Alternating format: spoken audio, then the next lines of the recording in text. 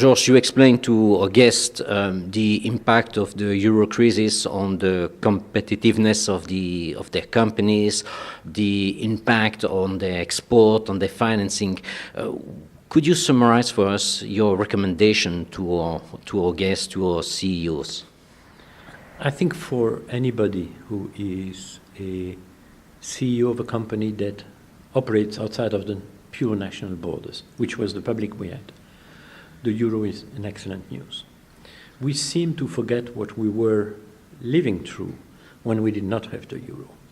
The euro has to be now governed by the governments and by the central banks in a better way than it has been.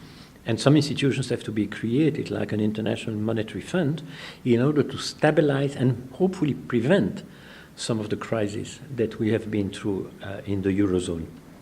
But we should not confuse a monetary issue and an indebtedness problem. Of course, the indebtedness has an impact on the value of the currency, but it doesn't mean that the currency itself has a problem. And it has been a huge confusion in all the debate of the last 2 years, where people thought that the question was whether we would stay into the euro, leave the euro, abandon the euro, do whatever we wanted. The reality is the euro was not at stake. What was at stake was much more fundamental, the responsibility of the governments vis-à-vis their own public finance.